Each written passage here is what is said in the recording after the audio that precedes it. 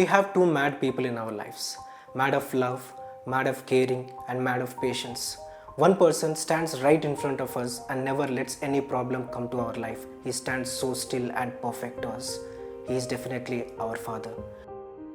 The other person is an embodiment of love. She never lets anything happen to us. If you want her to sacrifice her life for us, she will not take a minute on that. She is right there. They are the thirst and hunger of our life. Even God and nature acts according to the karma, but these people follow no rules and regulations to come to our help. They are definitely our mother and father.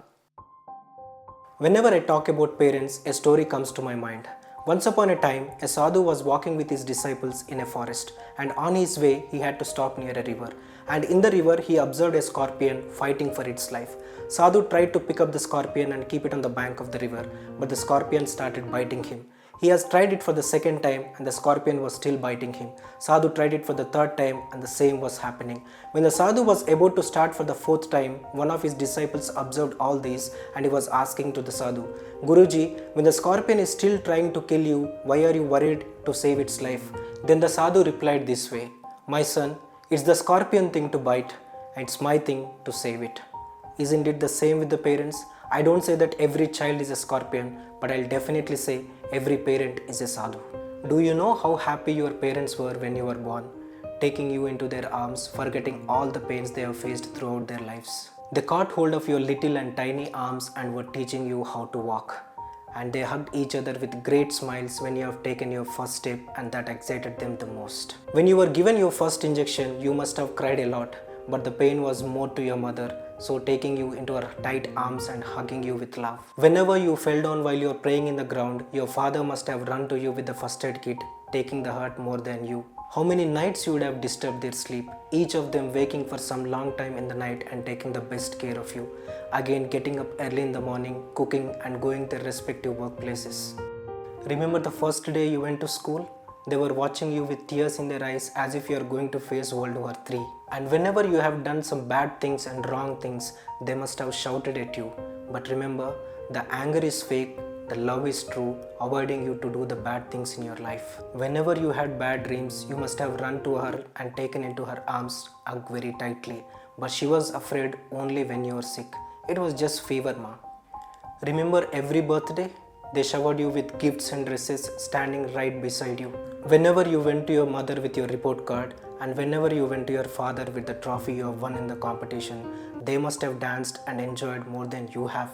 Slowly you were growing and creating your own space, making your own friends and your own time, forgetting the two old friends at your home. How many times your mother must have called you to inquire about your lunch, but you would have not picked up the call and started ignoring the call. How many times your father tried to talk to you at home, but you were rushing to your workplace, already ignoring him.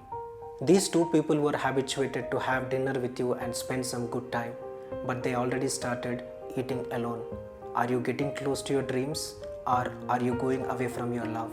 Being busy at your workplace, you miss to understand the suffering of your mother and you miss to understand the silence of your father. Honestly, go back once and check. What is your mother left with that she did not give you? And what is that one single phase your father left you alone? Nothing, right? Even though there were cuts in his salary and was suffering with many problems, your father never failed to pay the school fees and never let something less onto your table to feed you. Even after your marriage, you still see your mother taking care of your kids and you still see your father carrying their school bags. Even though your father was in hospital with oxygen cylinders, he must have been thinking for the well-being of your children and you. Even though your mother was suffering from joint pains, she must have been running to serve you food. It is not the pensions that is making them happy. It is your love and care that is making them happy. They are not old and retired. They are bold and experienced enough to be on your side. In the process of making you from a child to a dream, they have lost themselves. Now it is your turn to make their dream into a great memory for them. They have seen us growing in front of them, but now it's a bitter truth. We have to see them going and leaving, but with the filled hearts and as a happy soul. Whatever we do in our lives, we can never repay the love of the parents. A son can never be greater than a father, and a daughter can never show the love that a mother had showed.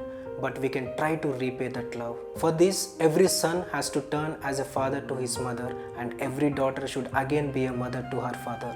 Because what can we give back to love except love? By the way, it's free of cost.